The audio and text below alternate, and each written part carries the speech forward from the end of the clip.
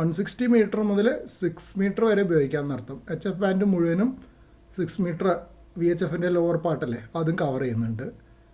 ഇതിൽ on off switch കാണാം, auto switch, bypass switch ഒക്കെയാണ് ഇവിടെ കാണുന്നത്. ഇതിപ്പോൾ ഓണാക്കാം.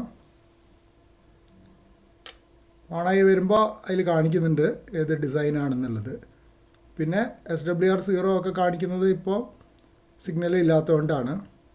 ഇപ്പോൾ നമ്മളിത് റീസെറ്റ് ചെയ്യാം. റീസെറ്റ് ചെയ്തിട്ട് ഒന്ന് ലോങ് പ്രസ് കൊടുത്താൽ ട്യൂണാവും. ട്യൂണായി കഴിഞ്ഞിട്ട് നമ്മൾ ചെറിയ പവറിലിട്ടിട്ട് ഏറ്റവും ചെറിയ പവറിലിട്ടിട്ട് PTT ഒന്ന് പ്രസ് ചെയ്താൽ ട്യൂൺ ചെയ്യണ കാണാം. ട്യൂൺ ചെയ്യുന്ന കണ്ടില്ലേ. എന്നിട്ട് ട്യൂൺഡ് SWR ആണ് 1.1 എന്ന് കാണിക്കുന്നത്. അപ്പോൾ അതാണ് ആൻറ്റന ട്യൂണറിൻ്റെ ഫങ്ഷൻ. പിന്നെ നമുക്കിപ്പോൾ ആൻറ്റന ട്യൂണർ ബൈപ്പാസ് ചെയ്യണമെങ്കിൽ ഇത് പ്രസ് ചെയ്താൽ ഇതിപ്പോൾ ഇതിലൂടെ കാണിക്കുന്നുണ്ട് എത്ര കപ്പാസിറ്റൻസാണ് ചേർത്തത്, എത്ര ഇൻഡക്റ്റൻസാണ് ചേർത്തതെന്ന് ഇവിടെ കാണിക്കുന്നുണ്ട്. 110 പൈക്കോഫാരഡ് കപ്പാസിറ്റൻസും 0.16 മൈക്രോ റീ ഇൻഡക്റ്റൻസുമാണ് കാണിച്ചിരിക്കുന്നത്.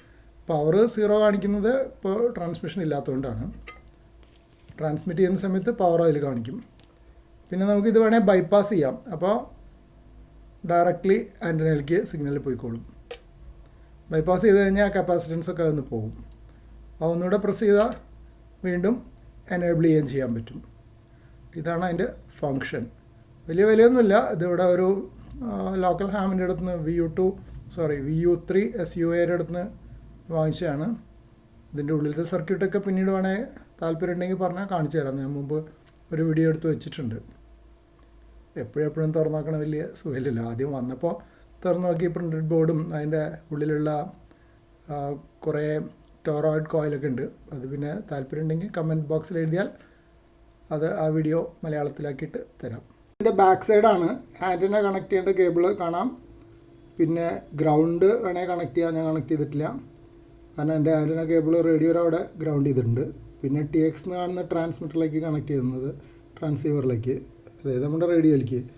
പിന്നെ ഇതാണ് ഇതിന് വേണ്ട 12 വോൾട്ട് പവർ സപ്ലൈ. അതിനൊരു അഡാപ്റ്ററും കൂടെ അതിൻ്റെ കൂടെ തന്നിട്ടുണ്ട്.